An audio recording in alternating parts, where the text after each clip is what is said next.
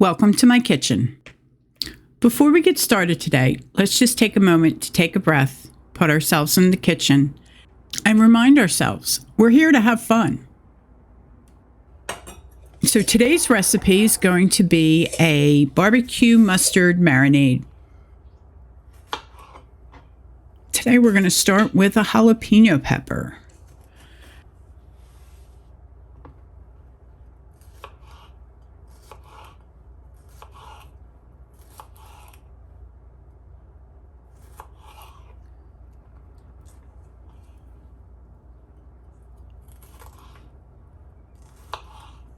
And we're just going to go through and cut little strips. And then we can cut the smaller pieces out of the strips. Now, if you were going to chop this, you could have your pieces a little bit bigger. But I find for the marinades, the smaller pieces are better.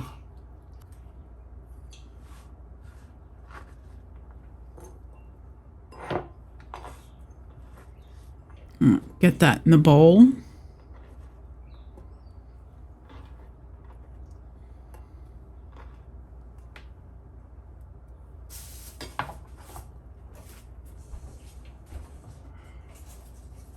Okay, the next thing we're going to use is some fresh garlic.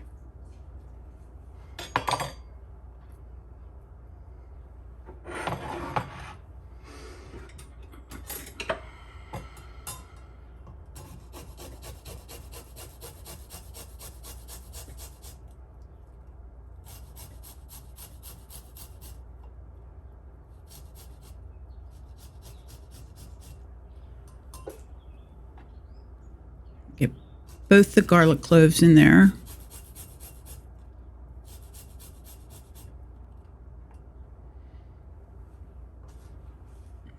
And if you can, avoid banging the rasp on the bowl. It is a glass bowl. You don't want to take any chances of it getting little splinters or cracking. So just bang it on your hand. And next is the Dijon mustard.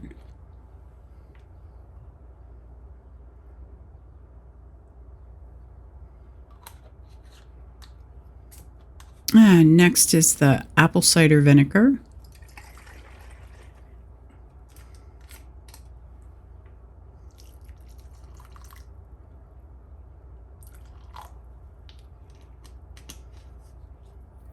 And then the barbecue sauce.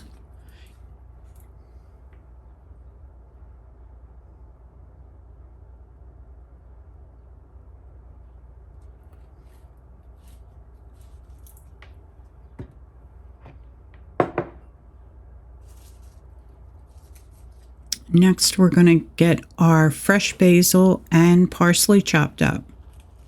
I decided to chop them together.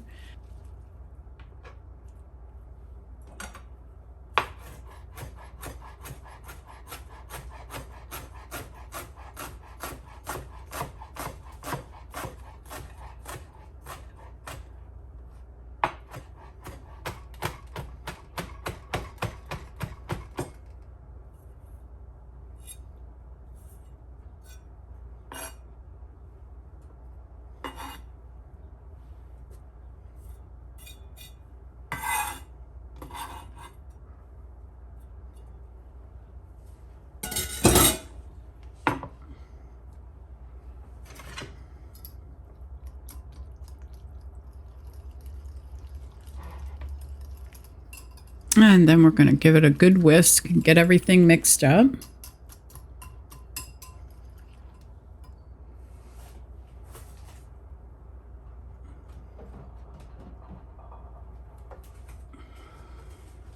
And while we're whisking, we're going to pour in the olive oil. I do use extra virgin olive oil.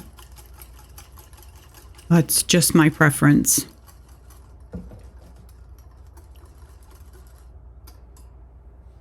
And then we're going to do the salt and pepper.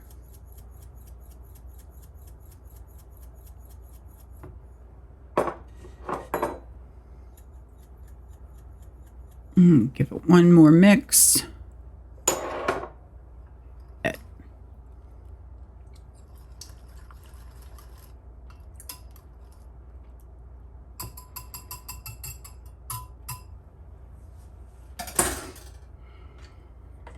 Make a little room. Get the chicken going. I decided to use chicken thighs.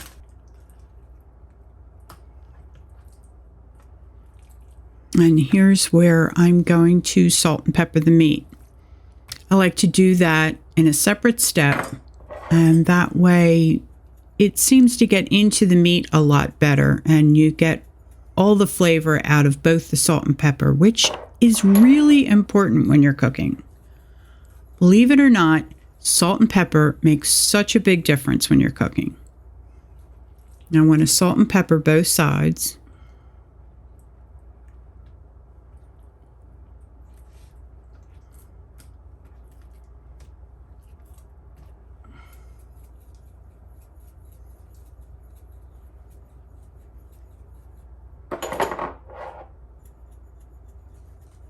And the shakers make it a lot easier to get a nice even coat of both over the meat.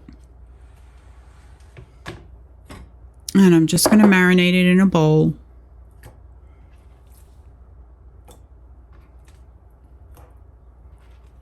And get the chicken in there, and I'll pour the marinade over and then make sure everything gets evenly coated.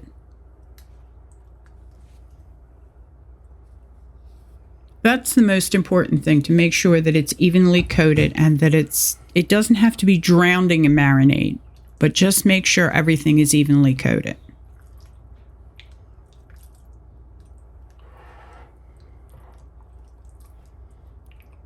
And I do like to use my hands. They're the best tools that you have in your kitchen.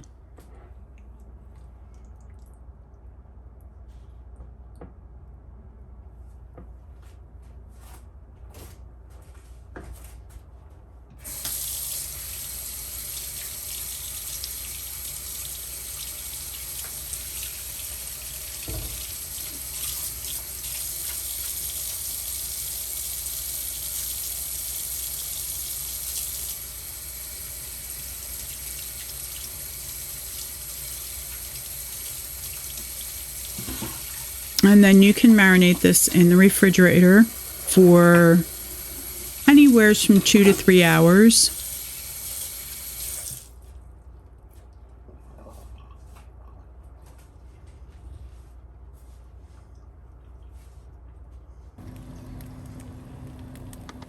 I like to turn the grill on and have it on for about 10 minutes so it gets nice and hot. And then we give it a good clean. Just brush any old residue off of there.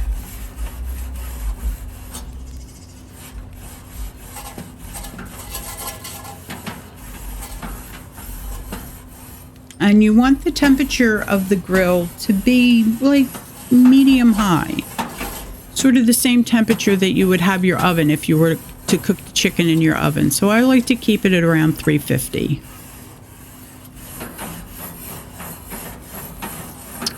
So I'll go ahead and get the chicken on. And after I get it on and all situated, I'll close the lid, and that helps keep the temperature in there.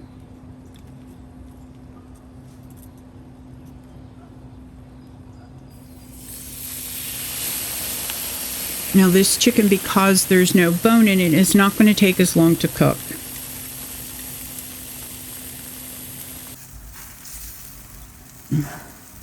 Then we can get it turned over about 8 to 10 minutes on each side because there's no bone.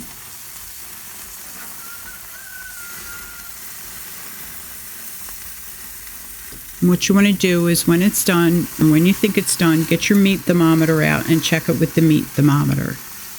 It should read 165 degrees. And if you listen carefully, you can hear my neighbor's crazy rooster. I hope you like this recipe, and I hope you give it a try. Let me know how it goes or if you have any questions. Thanks for watching. I'll see you next recipe. For more details and a copy of the recipe, check me out on Patreon at Braisingly Beau.